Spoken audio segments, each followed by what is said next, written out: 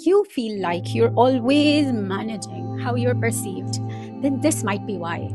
Because growing up, many of us absorbed unspoken rules like log kya kahenge, look like you have it together, or don't talk back, it's disrespectful. And somewhere along the way, control stopped being about outcomes. It became about identity. We learn to manage how we're seen, sometimes even at the cost of how we feel. We learned that staying quiet was good manners, or pointing out wrong can be called rude, and harmony is more important than honesty. Psychologically, if you look at it, it makes total sense to me because belonging is survival. So we manage perception, we hide discomfort, we soften truth, and we try to control narratives. But over time, something subtle happens. The need to control appearances, it starts controlling us. And so I started exploring, why do we crave control so deeply? What does it do to our mind and body? And is there a way to live responsibly without living in tension? Because maybe the real strength is not in controlling life. Maybe it's learning how to meet life without losing ourselves. We zoom out. Control is not a personality flaw. It is protection. It is our heart's way of trying to feel safe. Because most of our control is not about outcomes, it is about perception. We want to be the good one, the respectable one, or the one who doesn't cause trouble. Often the perfect parent, the composed spouse, or the admired child. And what happens is, slowly, morality becomes performance. We measure goodness by approval, we measure worth by reputation, and control becomes the glue holding the image together. This is when jealousy creeps in because someone else's success feels like a threat. That's when judgment creeps in because criticizing others creates the illusion of superiority. And that is when gossip becomes currency because managing narratives feels safer than telling the truth. Marcus Aurelius understood this tension, and he said that you have power over your mind, not outside events. But somewhere along the way, I feel like we inverted that. We try to control outside events so we don't have to feel unstable inside. But here is the deeper shift. Think about it. What if worth is not something that needs constant maintenance? What if integrity matters more than image? Because, in my opinion, spiritual maturity is not passive. It is understanding that you can act responsibly without gripping the universe.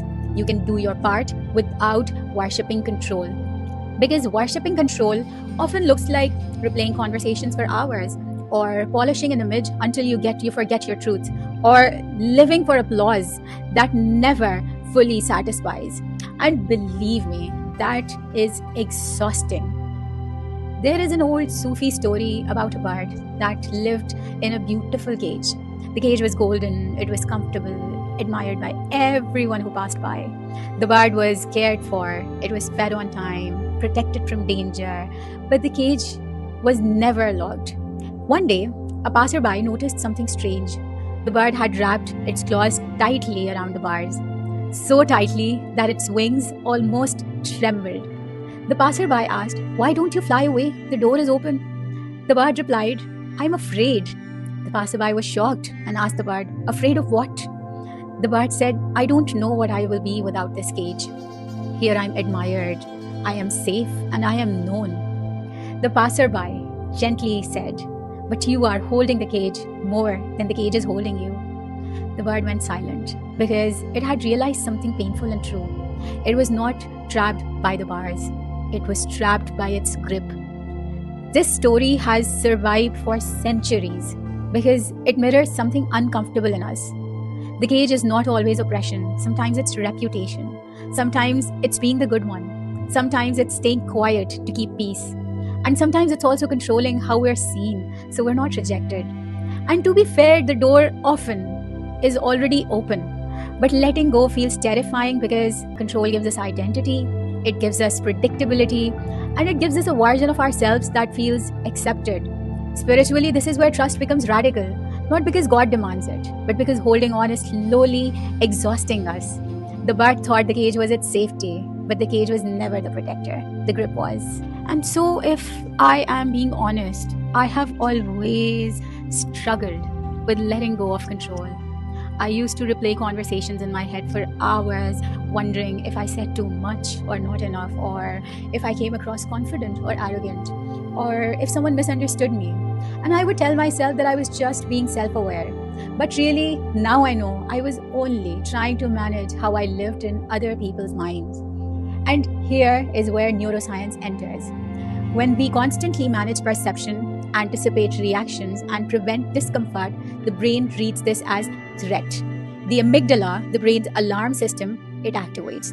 And to the brain, social rejection, it feels like physical danger. That is why your heart races when someone disagrees with you or tells you that your opinion is wrong. It feels like exclusion, disapproval, or misunderstanding. And this lights up survival circuits. So that is why control feels necessary. And it manifests in various ways. Sometimes we exaggerate, other times we stay silent.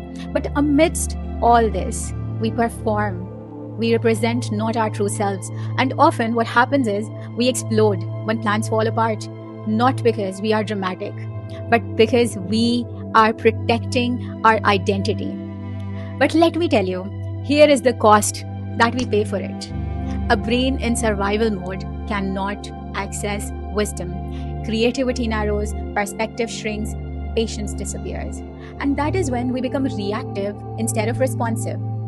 And this is why people who live in constant control feel tired.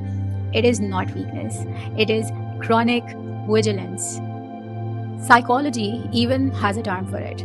It's called the illusion of control. The brain feels calmer when it believes it's managing outcomes, even if that control is imagined. So people pleasing feels safer than honesty, perfection feels safer than authenticity, and silence feels safer than truth. Control, it gives us this short-term relief, but long-term, it teaches the nervous system that safety only exists when you're gripping. So what happens is, we grip harder, just like the bird. Now here is the turning point. Marcus Aurelius did not say do nothing. He said know your domain, which means control your character, not the crowd. Control your response, not the room. And this shift, it changes everything, because when we stop trying to manage every perception, our nervous system receives a new signal, which is, I don't have to solve everything right now. And that is when the amygdala, it calms down. Our stress hormones drop. The prefrontal cortex, which is the center for clarity, wisdom, emotional regulation, it comes back online. So letting go is not passivity, it is regulation. Because a regulated brain speaks truth without aggression, sets boundaries without panic, tolerates discomfort without collapsing, and navigates uncertainty with steadiness. And this is not mystical, it is biological. But spiritually, it feels like genuine relief. Not because life becomes perfect, but because we stop acting as if everything depends on us. Not as recognition, but as real alignment within ourselves. And I'll let you in on a little secret that what has helped me the most was faith. A verse I clung to for safety without trying to control. Because control is often ego's way of trying to play God. In the Quran, Allah says, whoever puts their trust in Allah, He is sufficient for them and He is the best disposer of affairs. The word sufficient here, it does not mean life becomes perfect. It just means you won't be abandoned. It means you don't have to control every variable to survive. And it means that you're not the one managing every outcome. And believe me, when that sinks in, even slightly, something shifts. We still act, we still prepare, we still take responsibility, but we stop gripping. Because sufficiency is not control, it is security. Control says, if I don't hold this together, everything falls apart. But trust says, I will do my part and release the rest that's not in my control. And so what I've learned is that maybe the work is not to break the cage overnight. Maybe it's just to loosen the grip a little, to breathe, to realize that life does not collapse when we stop managing perception, and to believe that something larger than our fear is already arranging everything for us far better than we can see. This is not magic. This is just wisdom and a nervous system that finally understands that it is safe to let go of control.